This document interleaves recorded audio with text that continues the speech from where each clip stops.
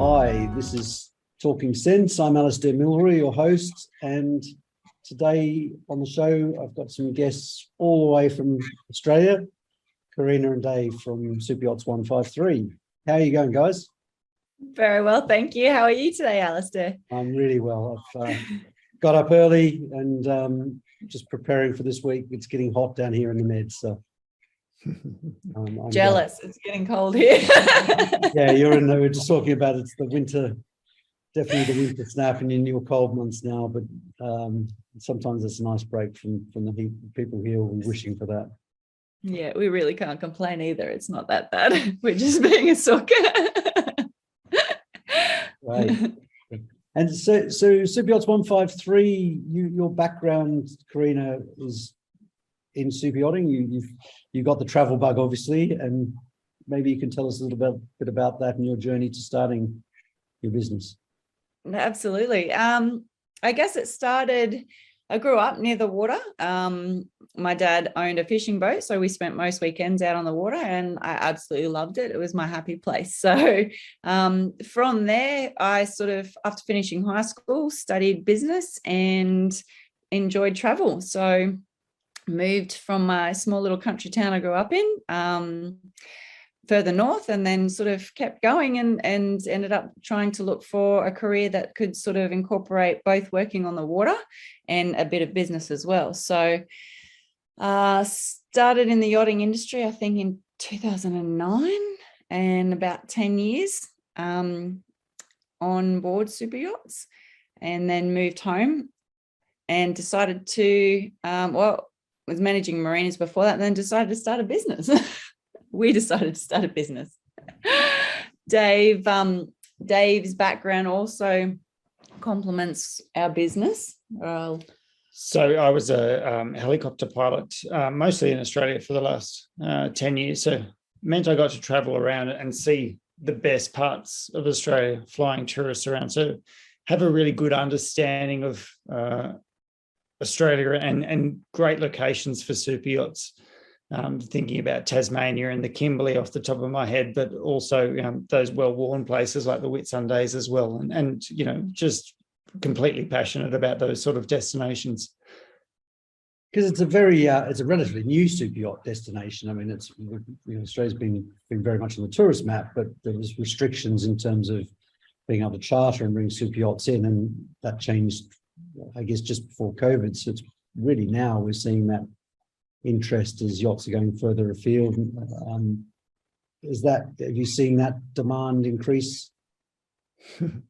The interest is certainly there. Yeah, We've had a lot of inquiries from vessels in the charter space. So it was a charter legislation that was passed in 2019. That's something that we're quite passionate about, is sort of recommending, as Dave mentioned, more locations for chartering and guests. But yeah, the government space is something that we're very passionate about, sort of working with government and the legislations, pilotage and areas that are sort of not known for cruising, and really tapping into those unique destinations. It sounds fantastic. And I'm really interested. We've had a number of conversations about this, and it seems like you've really got on top of and quite passionate about processes in the business and trying to make it as simple as possible for those yachts coming into Australia and in terms of their experience. Can you tell us, tell me a little bit about that? Well, I was fortunate. I believe I entered Australia on board a 50-meter super yacht in 2015. And so I actually went through the process on the other side. And I felt that back then there was something that a little more, Australia's always been known as quite a commercial industry. And there was definitely room for improvement in the hospitality field. With our entry processes and with Australian entry requirements, visas, and just ground support, really. So we are basically the super yachts PA once they enter Australia, and their land-based support. So the one-stop shop contact communication, and then we collaborate with other businesses on the ground for ease and efficiency, really. I think Australia's also had a a reputation as a tough destination to enter, particularly on a yacht. And that may still be the case, but we're certainly here to break down those barriers and make that transition to Australia as easy as possible.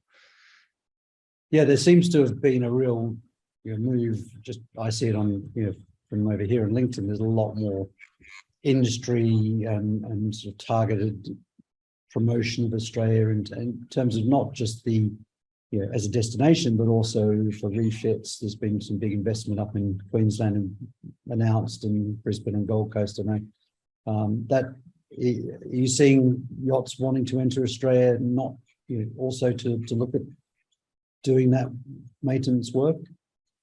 In Absolutely. 2020, there was a bylaw passed to allow yachts to conduct refit and repair, but then also charter as well, which is huge for the industry. So, yeah, and with places like Rivergate and the Yard that can lift out reasonable sized vessels, these options are terrific for large super yachts wanting to spend some time in Australia.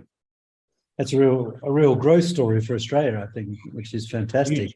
Certainly. So many crew go on, Corina. Sorry, no. A lot of new businesses from ex-crew, similar to myself, moving home and seeing the opportunities and the potential, I guess, of what our country has to offer. So not even in the government space, even uniforms or training, realizing that Australian and New Zealand crew are quite sought after. So trying to train more of our younger generation to realize that our industry can be a career, and it's a great career choice. It doesn't just have to be a gap year in between university or college or anything. So yeah, a lot of people moving home to really investing their time and starting new businesses, which is phenomenal. Yeah, how was that changed? Because that's a big change. I mean, on a super yacht, you're working hard, but you're looked after. You've got cook for you. You don't need to worry about where you're going or and work's there. So that must be quite a big transition to leave that and start your own business. Definitely. I was fortunate during my studies. I was a manager at Target. I was fortunate to climb the ranking ladder there. So I had a bit of life experience. I guess I was older compared to a lot of the yachties that start in the industry these days. I was 24, so I had a little life experience. But honestly, when I came home, I did feel like a fish out of water. You're a little lost and not sure in which direction you take.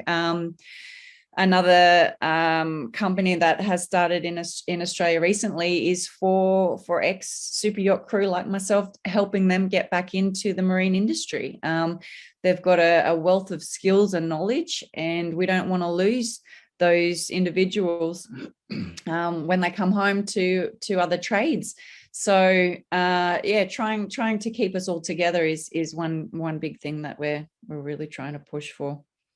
It's great because I mean traditionally there's a lot of Australian and New Zealand crew along with South Africans as well, but it's been a big pool of the resource in the super yacht industry and coming aboard. So and I guess COVID maybe changed that in terms of crew not being able to get back, and equally I think there's been certainly no yachts that have been in Australia and weren't able to leave because of the COVID situation as well. So no, it's great that it's being promoted as a career and a serious career rather than just a gap year or a couple of years of something. A little bit of fun. Yeah. No, it's a fantastic, fantastic life choice. So, and in terms of starting the business, then how have you gone around marketing and your skills and your finance sort of how have you found that side of setting up? Because it's a big difference when I know when you're on your own, suddenly there's not an HR department or a marketing department or someone looking after the policies and procedures. You're having to start everything from scratch. Off you go. I guess I've always been used to systems and processes and procedures as well as efficiency. And for me, I think that was the biggest thing that we tried to implement within our business. Everything also for us, obviously working on board super yachts is done remote. You've got no other option but to do everything on the vessel, and it's a floating hotel. So you could be in one country one day and in another country the next. So putting everything online, easily accessible, efficient, user friendly has been one of the biggest things for us in starting this business. Same as all the government documentation. We send the information to the captain. It's all a matter of drop down boxes, upload information, and we do all the hard work. We do all the paperwork. But yeah, you're right. It's been great. We're covering all bases at the moment, but we're really enjoying it. I think more so eager to streamline everything. Even when it comes to marketing, it's all online. And then just making sure that with events, we had an international conference last week, making sure that we are attending those conferences so we can put a face to the name who are online, which we feel is keeping that connection is always important. No, I think that the core sort of aspect of the business is to really provide a service to the yachts, to really, because Corina's worked on them for a long time and really understands the industry and sees the holes that may be in Australia. We feel like we can really provide a service to the yachts and deliver on that while they're here in Australia. I think that's the core to the business, isn't it? You're right. And that's massively different in terms of operating as an agent in Europe, where you're generally agents are very much port-based or country-based. Or there's networks, but they're looking after a small area. You're looking after a massive, albeit one country. It's logistically, it's a totally different ballgame. Yeah, but we enjoy knowing all the government legislation, the pilotage in each state. They can be all different, but also we're very fortunate to have collaborated not only when I was working on a vessel in Australia, but in this space as an agency now with some phenomenal industry professionals who are extremely supportive. So no matter what our vessels require, we have those contacts in our CRM program. So it takes an army. So, and we're very fortunate to have that support. So, yeah. It's fantastic in terms of having that network of people. Do you find it's quite a collaborative industry in Australia in terms of? Definitely. After spending 12 years in the aviation industry and then moving across into some marine space, it's a hugely supportive and collaborative industry. The best I've worked in, that's for sure. Yeah, I find the same. It's just it's a great environment to work in because it's very much people to people, and relationships are so important. Sometimes takes a little bit longer to build those, but it's definitely very rewarding when you do. It's very loyal. Yes. Yeah. I think if the service is there, and I think that's critical in yachting, and you've got to have that flexibility and be pragmatic. But if that's there, then people will stick, and it's definitely about the relationships. And on your finance side, what do you have any key? I think you're Xero users from definitely, which is love it. Australian accounting. Or Australian New Zealand accounting success story. Yeah, be careful. Get a little bit precious about that. Yeah, they do. Yeah, that's right. Australian listed, but the New Zealand company.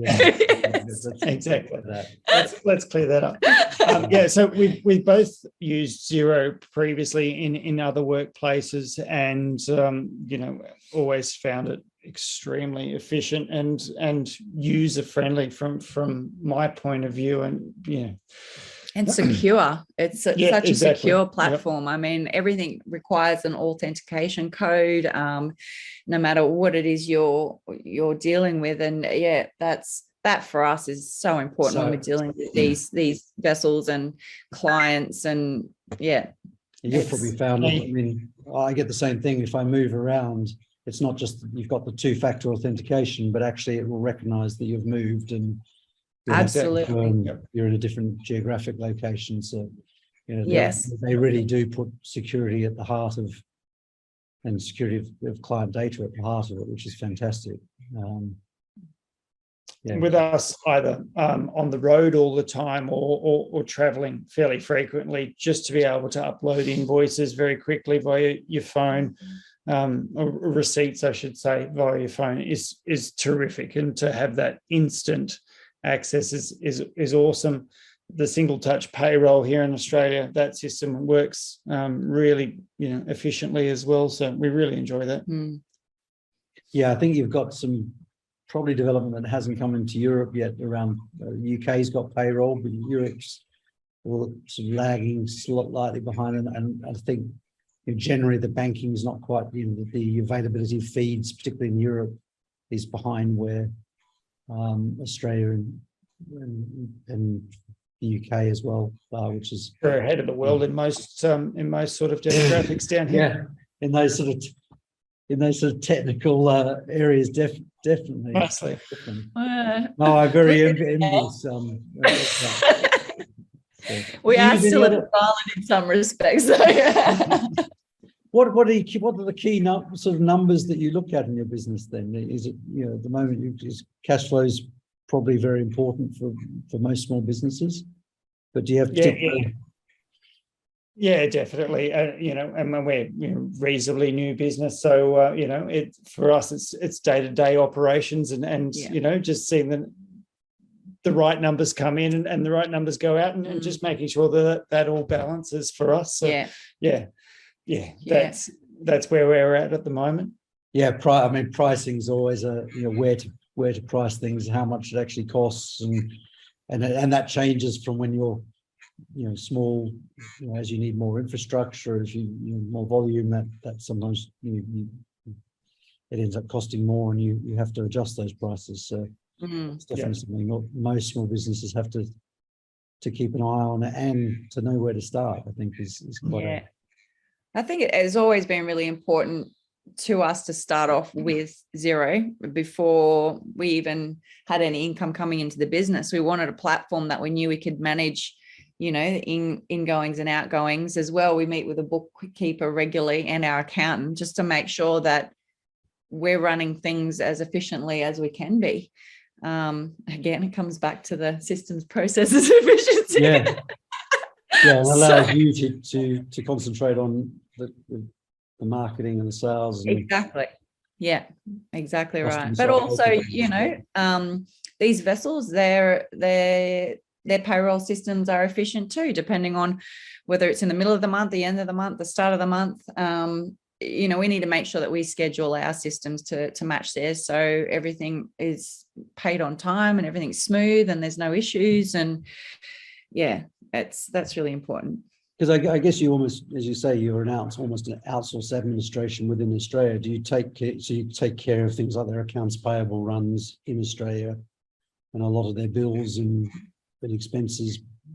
Yeah, so mostly we act as the middleman or the agent for the vessel. So all of their transactions sort of come through us, and that's a one point of call for the vessel. It makes the captain or whoever's doing the purchasing, may it be the chef or the engineer, makes their life so much easier just to come through the one person. They're getting all the transaction, they receive all the receipts, and and Xero's capable of handling all that for us, which is terrific. So we upload the original receipts as well. We don't clip the ticket. We basically just charge a handling fee if they choose to use us to book their whatever it is, and maybe marina reservations or they're more than welcome to do it themselves, but we're finding that it's really convenient to have that one point of call to make all the reservations and just get everything sorted and be on top of it. So they receive at the end of the month our invoice just with our handling fees and all the original purchases from whatever vendors they've decided to use within that month. So everything, it's black and white, no shades of grey. That's straight through reporting from Xero Exactly. What they Yeah, got. we can do the whole lot through Xero. It's phenomenal. Do you use any other? There's lots of. One of the things I think is fantastic about Xero is the app-based marketplace that's available to. Do you use any other products, particularly with Xero to assist? I can't think of any that are particularly maritime related, but things like Dex which is we don't. Not at this stage. We no. don't yet. We know that our CRM program will link to Xero. We haven't set that up yet, but that's something that we'll certainly look at in the future. Yeah, that's key. I've noticed that. Yeah, that's certainly, and to see more CRMs now having, even quote or invoicing capability that will flow through to the financials, which just, I mean, I know from working in the admin side and the legal corporate side of yachting and the ownership side, that duplication of paperwork between maybe an onboard or a manager's accounting system and the owning companies is it can be quite a costly administrative cost to have on top of running. So if you can, anything you can do to streamline that makes it makes things simpler, and it gives better information for the crew. I mean, one of the things I've always seen is if you do have two systems, then you end up having people reporting two different numbers for the same true question, yeah.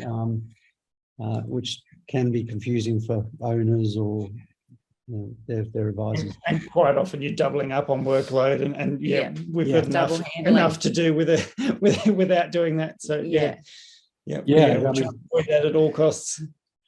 Again, coming back to that customer, being customer centric, it's really about how can we help the crew and the onboard team deliver absolutely the service to their clients and their charter guests or owner, whoever it may be. They've got enough to worry about. Let us take care of all the logistical side of things, and and we enjoy it. It's our background. That's what we know. So yeah, that's right. We're used to it. That's fantastic. It's been really interesting to share your journey so far. And what's the rest of the year got planned? I guess you're in the middle of winter now, planning for summer, and yes, it's a nice time to cruise the north at the moment, isn't it? Yes, the Whit Sundays are fully booked at the moment. Whit Sundays and even the Kimberley's area there on the west coast of Australia, sensational southern hemisphere winter destinations. And then summer, we've got a few vessels booked in, and we'll try and push them down. Sydney is an obvious one, but even further south down to Tasmania. We think Tasmania is an awesome cruising destination. The food, wine, and just the general nature down there is sensational. So that's big on our list, and we'll be pushing as many vessels down that way as we can. Yeah, it's great to see. We've had a lot of inquiries from the east coast of the states at the moment, so for them to sort of commit to that journey, that's quite a decent journey. So we're really we collaborate a lot with a lot of other South Pacific countries as well. So really trying to collaborate and push through other destinations, and South Pacific as a whole cruising destination. But that's exciting, it's the inquiries are coming in, so it's exciting times. No, good to hear.